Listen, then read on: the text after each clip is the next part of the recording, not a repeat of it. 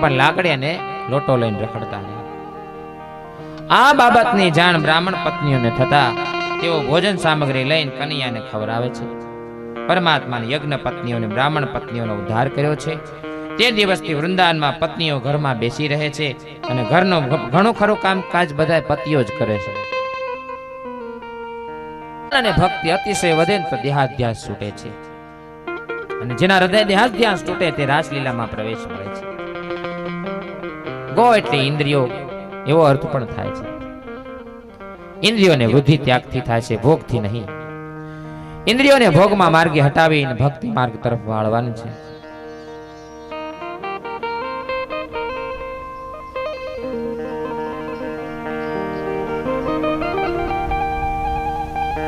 એકાંતમાં મલ જલ્દી સ્થિર થતું નથી. એકાંતમાં ઇન્દ્રિયો વધારે તોફાન કરે છે. ભક્તિમાં આનંદ આવે ત્યારે મન દગો કરે. એકવાર ભોગવેશ વિષયોનું મન ચિંતન કરે અને સુખ ભોગવવાનું છે તેવું ચિંતન કરે છે. આવા સમયે મનને સમજાવો. અનેક વાર વિષયાનંદ અનુભવ્યો છે છતાં આજ સુધી શાંતિ મળી નથી. ભલે ભક્તિમાં આનંદ ન આવે તો પણ મારે ભક્તિ કરવી જ છે. હવે ભક્તિ છોડવી નથી. ભગવાન નામનો રાખો વિશ્વાસ, ભગવાનના સ્વરૂપનો કરો. સ્વરૂપ મનથી ખસી જાય તો મનને ભગવાનના નામમાં રાખો.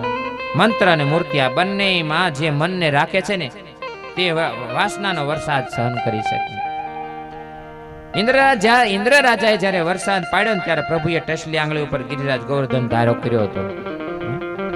પ્રભુએ અંગૂઠો નહીં પણ ટસલી આંગળી ઉપર ગિરિરાજને કેમ ધારણ કર્યો છે? કારણ કે ટસલી આંગળી એ સત્વ ગુણ સ્વરૂપ છે.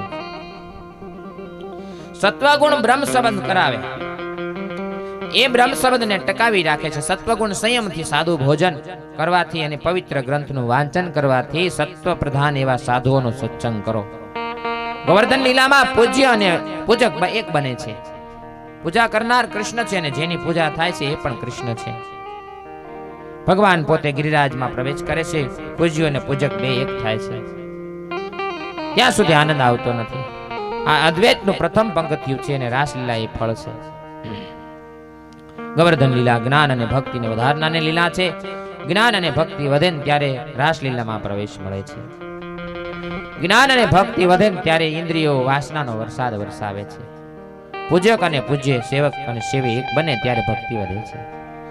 પરમાત્મા સાથે એક થવું ને એટલે પરમાત્માની ઈચ્છામાં તમારી ઈચ્છા મેળવી દેવી. જીવનમાં સુખ દુઃખ, લાભ હાનિ, માન અપમાન ગમે તેવા પ્રસંગો આવે ને તો પણ મનને શાંત રાખીને સહન કરજો. આ બધું પરમાત્માની ઈચ્છાથી થાય છે.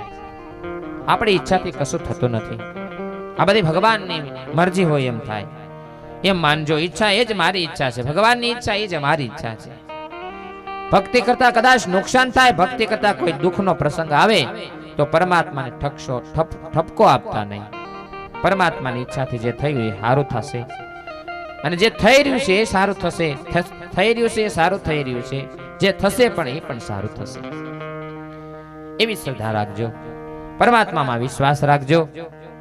પરમાત્માને કદી ખોટું કરાવતા આવડે નહીં. જીવ ખોટું કરી શકે પણ પ્રભુ ખોટું કરી શકે નહીં. ગોવર્ધન પૂજા થઈને ત્યારે ભગવાન કૃષ્ણ ઉંમર 7 વર્ષની હતી. ગોવર્ધનની પૂજા થઈને તે ભગવાનની ઉંમર કેવડી હતી? 7 વર્ષની. હવે ઇન્દ્રનું અભિમાન દૂર કરવા પરમાત્માએ લીલા કરી છે. શ્રી કૃષ્ણ નંદ બાબાને સમજાવે છે કે બાબા તમે ઇન્દ્રનો યજ્ઞ કરો એ સારું છે, પણ તમે જે કહો છો ને ઇન્દ્ર સર્વનો દેવોનો રાજા છે એ બરાબર નથી. તમે ઇન્દ્રનો યજ્ઞ કરો એ બરાબર છે, પણ તમે એમ કહો કે ભાઈ ઇન્દ્ર બધાયનો રાજા છે એ વાત ખોટી છે. બાબા મેં તો એવું સાંભળ્યું છે કે જે આ 100 યશ્વમેઘ યજ્ઞ કરે ને તે ઇન્દ્ર થઈ શકે છે. અને ઇન્દ્ર સ્વર્ગનો રાજા છે, ઇન્દ્ર પરમાત્મા નથી. સ્વર્ગનો રાજા જરૂર છે ઇન્દ્ર, પણ ભગવાન પરમાત્મા નથી. આ ઇન્દ્રને સ્વર્ગનું રાજ્ય જેણે આપ્યું ને તે ઇન્દ્રનો ઇન્દ્ર કોણ છે એ તમે જાણતા નથી. આ ઇન્દ્રનો ઇન્દ્ર કોણ છે એ તમે નથી જાણતા. એટલે નંદ બાબા પૂછે છે કે કનૈયા ઇન્દ્રનો ઇન્દ્ર કોણ છે? કનૈયો કહે છે કે બાબા ઇન્દ્રનો ઇન્દ્ર મારો ગોવર્ધન નાથ છે. 4 દિશામાં 4 માલિક દેવ છે. 4 દિશાના 4 માલિક દેવ છે. પૂર્વમાં જગન્નાથજી, દક્ષિણમાં રામેશ્વરજી, પશ્ચિમમાં દ્વારકાનાથ અને ઉત્તરમાં બદ્રીનારાયણ છે. કોણ દિશાએ જગન્નાથ સ્વામી, કોણ દિશાએ રામનાથ है, કોણ દિશાએ દ્વારકાનાથ, કોણ દિશાએ બદ્રીનાથ है. આ ચારેયની વચમાં મારો ગોવર્ધનનાથ બેઠો છે. ચારેય દિશામાં મારો ગોવર્ધનનાથ સર્વનો માલિક છે, એટલે મધ્યમાં બેઠો છે, વચ્ચાળે બેઠો છે. આ ગોવર્ધનનાથ સર્વ દેવોનો રાજા છે. ઇન્દ્રને સ્વર્ગનું રાજ્ય આપનાર ગોવર્ધનનાથજી છે. બાબા તમે આની પૂજા કરો. બાબા તમે ઘણા વર્ષોથી ઇન્દ્રની પૂજા કરો છો, તમને ઇન્દ્રના દર્શન કોઈ દિવસ થયા છે? તમે ઘણા વર્ષો થયા ઇન્દ્રની પૂજા કરો છો, પણ તમને ઇન્દ્રના દર્શન કોઈ દી થયા? બાબા કે ના બેટા, દર્શન તો થતા જ નથી. એટલે કનૈયો કહે બાબા ઇન્દ્ર કઈક અભિમાની લાગે છે. ઇન્દ્રની તમે ઘણા વર્ષોથી પૂજા કરો છતાં ઇન્દ્ર દર્શન આપતો નથી. જે દેવના તમે દર્શન કર્યા નથી તે દેવની તમે પૂજા કરો છો. પણ પિતાજી આપણો આ ગોવર્ધન તો આપણા પ્રત્યક્ષનો દેવ છે. ગોવર્ધનનાથની પૂજા કરો એ જરૂર દર્શન આપશે તમને. મને એ તો અનેક વાર એમના દર્શન થયા છે. મારો ગોવર્ધનનાથ તો જીવતી જાગતી જ્યોત છે. મારો ગોવર્ધનનાથ બધાને દર્શન આપશે. આજે ઇન્દ્રનો ગર્વ ઉતારવાની ઈચ્છાથી કૃષ્ણ બધાને ઇન્દ્રદેવની પૂજા કરવામાં બદલે ગોવર્ધનનાથની પૂજા કરવા માટે કહે છે. ઇન્દ્રનો અભિમાન ઉતારવા માટે જ ભગવાને આ બધી લીલા કરી છે. ઇન્દ્રની પૂજા નહીં, ગોવર્ધનનાથની પૂજા કરો બધા. નંદ બાબા કે બેટા ગોવર્ધનનાથની પૂજા કરવા મને કઈ વાંધો નથી, પણ તે પૂજાથી કદાચ ઇન્દ્રદેવ નારાજ થાય તો? કનૈયો કે નારાજ થઈને એ શું કરવાનો છે? મારા ગોવર્ધનનાથ સર્વનું રક્ષણ કરશે, કોઈનો વાળ વાકો નહીં થવા દે. બાબા આજ સુધી કોઈ દિવસ તમે ગોવર્ધનનાથની પૂજા કરી છે? નંદ બાબા કે ના બેટા. કનૈયો કહે સદા ગોવર્ધનનાથ તમારું રક્ષણ કરે છે, અમને પ્રસાદ આપે છે. બાબા એકવાર હું ગાયો લઈને મારા મિત્રો સાથે જંગલમાં ફરતો હતો ને ત્યાં રસ્તામાં અમને મોટા 2 વાઘ દેખાણા. બાબા અમે તો ખૂબ જ રડી ગયા, પણ એ વખતે ગિરિરાજની ગુફામાંથી 4 હાથવાળો એક દેવ બહાર આવ્યો અને દેવે વાઘને માર્યા અને અમે તેમને પગે લાગ્યા. ત્યારે એમણે મારા માથા ઉપર હાથ પધરાવીને કહે છે ગિરિરાજમાં રહેનાર ગોવર્ધનનાથ હું જ છું.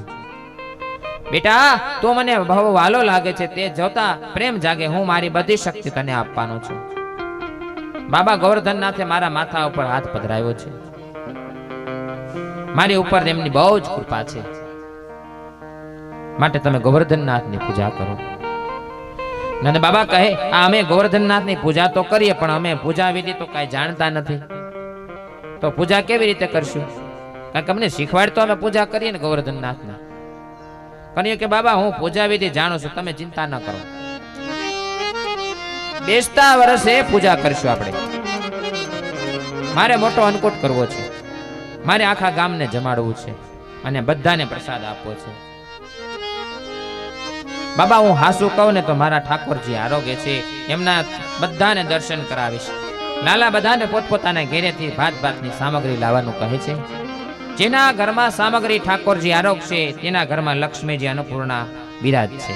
જેના ઘરનું ઠાકોરજી આરોગશે ને એના ઘરમાં અન્નપૂર્ણા અને લક્ષ્મીજી બિરાજ છે. બધા ગોવર્ધનનાથની પૂજા કરવા માટે તૈયાર થયા છે. આ બાજુ બ્રજવાસીઓ અતિશય આનંદ થયો છે. બધા જ પવિત્રતાની ભાતની સામગ્રીઓ લઈને આવ્યા છે. બેસતા વર્ષનો દિવસ છે, સૌ ગિરિરાજના ચરણમાં આવ્યા છે. बस एक बार आजा गिरिराज के शरण में, एक बार आजा गिरिराज के शरण में, बस एक बार आजा गिरिराज के शरण में, बस एक बार आजा गिरिराज के शरण में, जीवन सफल बना जा गिरिराज के शरण में, जीवन सफल बना जा गिरिराज के शरण में, जीवन सफल बना जा गिरिराज के शरण में, जीवन सफल बना जा गिरिराज के शरण में, फिर भय न कोई होगा, फिर भय न कोई होगा गिरिराज के बस एक बार आजा गिरिराज के शरण में, एक बार आजा गिरिराज के शरण में, तुम एक बार आजा गिरिराज के शरण में।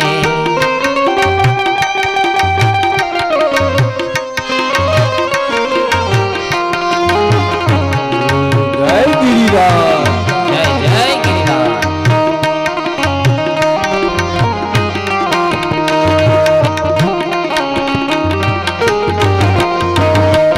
सर्वस्व कर दे अर्पण गिरिराज के शरण में, सर्वस्व अर्पण गिरिराज के शरण में, सर्वस्व कर दे अर्पण गिरिराज के शरण में, सर्वस्व कर दे अर्पण गिरिराज के शरण में। फिर भाई न कोई होगा, फिर भाई न कोई होगा, फिर भाई न कोई होगा, राज के शरण में, राजा गिरिराज के शरण में। तू एक बार आजा गिरिराज के शरण में, एक बार आजा गिरिराज के शरण में, एक बार आजा गिरिराज के शरण में, एक बार आजा गिरिराज के शरण में।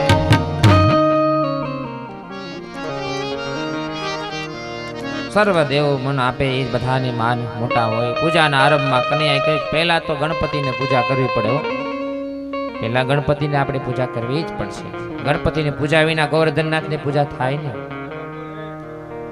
તમે કોઈ પણ સારું કામ કરો ને તો પહેલા ગણપતિની પૂજા કરવી પડે છે. ગણપતિ મહારાજ વિઘ્નહર્તા અને વિઘ્ન કરતા છે.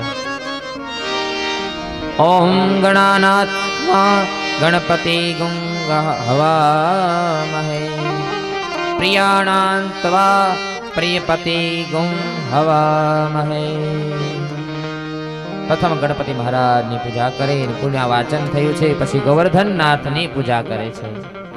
બ્રાહ્મણો વેદ મંત્રો બોલે છે. વૈષ્ણવ પ્રેમથી પ્રભુના નામનું કીર્તન કરે છે. ગોવર્ધનનાથ ઉપર દૂધની અભિષેક કરે છે. આ અભિષેકમાં દૂધની ધારા અખંડ રહેવી જોઈએ, ખંડિત ન થવી જોઈએ. ધારા ખંડિત થાય તો અભિષેકનો ભંગ થાય છે. પરંતુ ઠાકોરજીને બહુ પ્રેમાળ, દૂધની ધારા ખંડિત થાય કે ન થાય પણ તમારા મનની ધારા ખંડિત ન થવી જોઈએ. ઈ સત્ય છે. મનની ધારા પ્રભુના ચરણમાં પડવી જોઈએ. અભિષેક કરતા મનમાં લૌકિક વિચાર ન આવવા જોઈએ. મન સતત પરમાત્માના ચરણમાં ચિંતન સ્મરણ કરે એ જ અભિષેકનું રહસ્ય છે. વ્રજવાસીઓ દૂધની અભિષેક કરે છે. પછી કન્યા કે હું મારા ગોવર્ધનના મારે અભિષેક કરવો છે.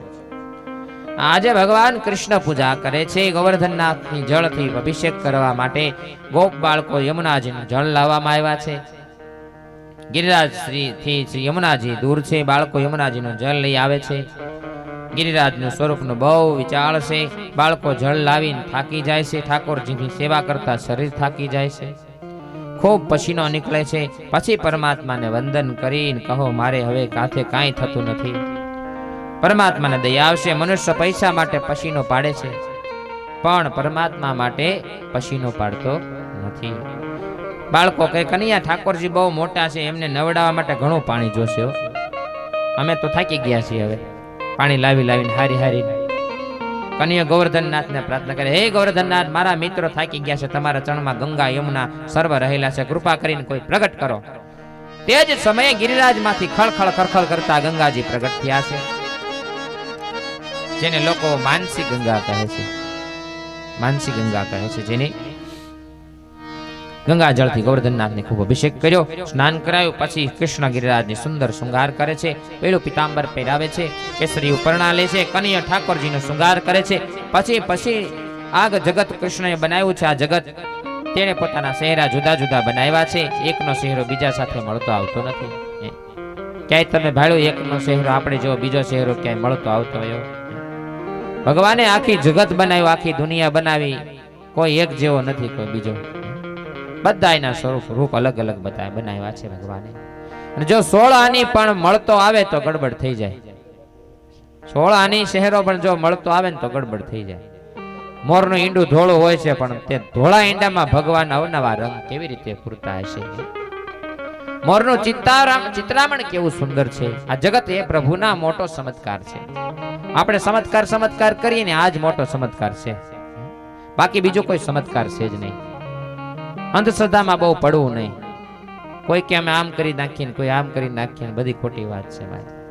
ઢોંગ ધતિંગથી દૂર રહેવું, અંધશ્રદ્ધામાંથી દૂર રહેવું, શ્રદ્ધા અને વિશ્વાસમાં શ્રદ્ધા રાખવી ભગવાનમાં, પ્રભુમાં.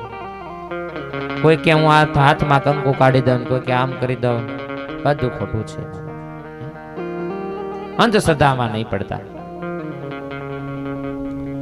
જગત એ પ્રભુનો મોટો ચમત્કાર છે. આજે સૂર્ય ઉગે ને હાથમાં એ જ મોટો ચમત્કાર છે. એનાથી મોટો વિશેષ ચમત્કાર કયો હોય? આજે ભગવાન કૃષ્ણ શૃંગાર કરે, ગોવર્ધનનાથ બહુ પ્રસન્ન થયા છે. આજે પરમાત્માના દર્શન બહુ આનંદ આવે છે. વ્રજવાસીઓ કે કન્યા તારા ઠાકોરજી અમને જોઈને ગાલમાં ધીરે ધીરે હસે છે, અતિ પ્રસન્ન દેખાય છે. કન્યા અભિષેકના દર્શનમાં બહુ આનંદ આવે છે. નંદ બાબા ગોવર્ધનનાથને તિલક કરવા માટે ચંદનનો કટોરો લઈ આવ્યા. ત્યારે કનૈયો કે બાબા શિયાળાનો દિવસ છે, તમે બધા ચંદનની અર્ચા કરો તો મારા ઠાકોરજીને શરદી થઈ જશે. મારા પ્રભુ બહુ કોમળ છે. આ ગરમીના ચંદન અર્ચા કરો એ ઠાકોરજીને ઠંડક લાગે. અરે બાળકો કે તો કંકુનું તિલક કરીએ તો કેમ થાય? કનૈયો કે કંકુનું તિલક ચાલે, પણ તમે બધા કંકુનું તિલક કરો ને નાકમાં કંકુ જાય ને તો મારા ઠાકોરજીને શીખ આવે. નંદ બાબા કે કન્યા તું કોને સમજાવે છે? આ બધી વાતો કોને સમજાવે છે તું? તારા ઠાકોરજીને શીખ આવે. અમે તો એમ માનીએ છીએ કે આ એક મોટો પહાડ છે, તું કે ઠાકોરજીને શીખ આવે. કનૈયો કે બાબા તમે આજે બોલ્યા એ બોલ્યા, પણ આવું ફરી કોઈ દી બોલતા નહીં. આપણે બધા કઈ પહાડની પૂજા કરવા થોડા આવ્યા છીએ. પૂજા જળની થતી નથી, ચેતનની થાય છે. બાબા આ પહાડ જે સ્વરૂપ છે ને એ ઠાકોરજીનું ભૌતિક સ્વરૂપ છે. આધ્યાત્મિક સ્વરૂપે ઠાકોરજી એમાં બિરાજેલા છે. મારા ઠાકોરજીનું અધિભૌતિક સ્વરૂપ 4 હાથ વાળું છે. આ સાક્ષાત પરમાત્મા છે. મારા ઠાકોરજીની નાકમાંથી શ્વાસ નીકળે છે. તમે પરીક્ષા કરો, ખાતરી કરીને જોઈ લો, મારા ઠાકોરજીની નાકમાંથી શ્વાસ નીકળે છે. તપાસ કરો તમ તારે. એટલે કનૈયાએ લીલા કરી એક સ્વરૂપ નંદ બાબા પાસે રાખ્યું, બીજા સ્વરૂપે ગિરિરાજમાં પ્રવેશ કર્યો. નંદ બાબાએ નાક આગળ આંગળે મૂકી તો ગિરિરાજ શ્વાસ લેતા હોય એવું દેખાણું, જણાણું. નંદ બાબા કહે કનૈયા તે તો અમને જાગતી જ્યોત બતાવી. કનૈયા તે તો અમને જાગતી જ્યોત બતાવી. આ તો પ્રત્યક્ષ આ પરમાત્મા છે. જા તો શ્વાસ લે છે નાકેથી. બધા વ્રજવાસીઓ વિચારે છે કનૈયાએ હાથે તિલક કરાવો. કનૈયાએ જ ગોવર્ધનનાથના દર્શન કરાવ્યા છે. કનૈયો કે ગોવર્ધનનાથને દહીંનું તિલક કરો એટલે નાકમાં મોઢામાં રેલો જાય ને તોય વાંધો ન આવે. આ પ્રમાણે દહીંનું તિલક કરવામાં આવ્યું છે. એ જ સમયે વ્રજવાસીઓ શંખનાદ ઘંટનાદ કરે ને બોલાવે છે ગોવર્ધનનાથની. બોલીએ ગોવર્ધનનાથ કી જય જયકાર થયો છે. વ્રજવાસીઓ કહે કનૈયા હવે ઠાકોરજીને સોખાથી આપણે વધાવીએ તો. કનૈયો કે ના ના, સોખાથી વધાવીએ ને તો મારા ઠાકોરજીને સોખા વાગે. સોખાથી ન વગાડે. આંખમાં કાનમાં સોખા જાય ને માથે વાગે તો કેટલો ત્રાસ થાય. આપણે બધા સોખાથી ભગવાન નામ વધાવીએ છીએ. સોખા ન વાગે આપણી માથે કઈ કરે છે. ભગવાનને ત્રાસ થાય છે. મારા ઠાકોરજીને તો મોતીથી વધાવો. કનૈયાના ગળામાં મોતીના કંઠીઓ હતી, કંઠી તોડી નાખીને મોતીના મિત્રોને આપ્યા. ગરીબ ગોવાળિયા હાથમાં મોતી લાવ્યા છે. કિંમતી મોતી જોઈને એમનું મન લલસાણું.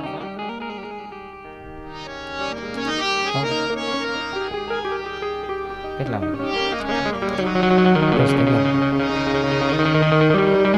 આપણે 10 વાગી ગયા છે. ચા પાણીનો હોલ્ડ કરીએ, લંચ લઈએ અને આપણે ત્યાર પછી આપણે પાછા ગોવર્ધન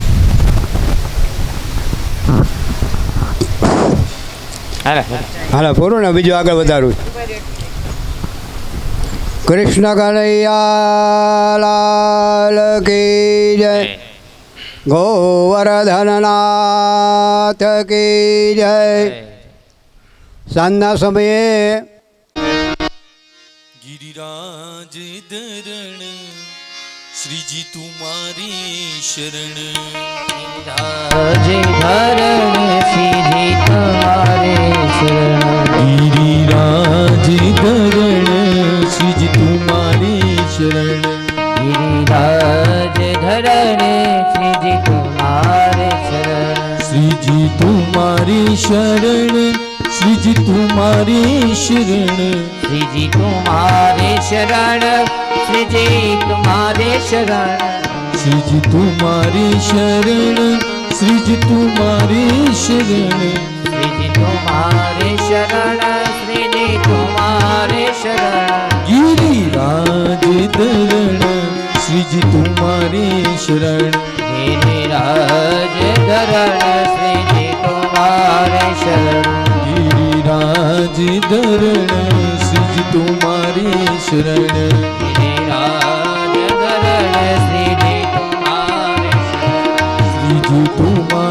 शरण श्रीजी तुम्हारी शरण श्रीजी तुम्हारी शरण श्रीजी तुम्हारे शरण श्रीजी तुम्हारे शरण श्रीजी तुम्हारी शरण तुम्हारे शरण श्रीजी तुम्हारे शरण गिरिराज धरण श्रीजी तुम्हारी शरण गिरिराज धरण श्रीजी तुम्हारे शरण बोलिए गिरिराज धरण की जय।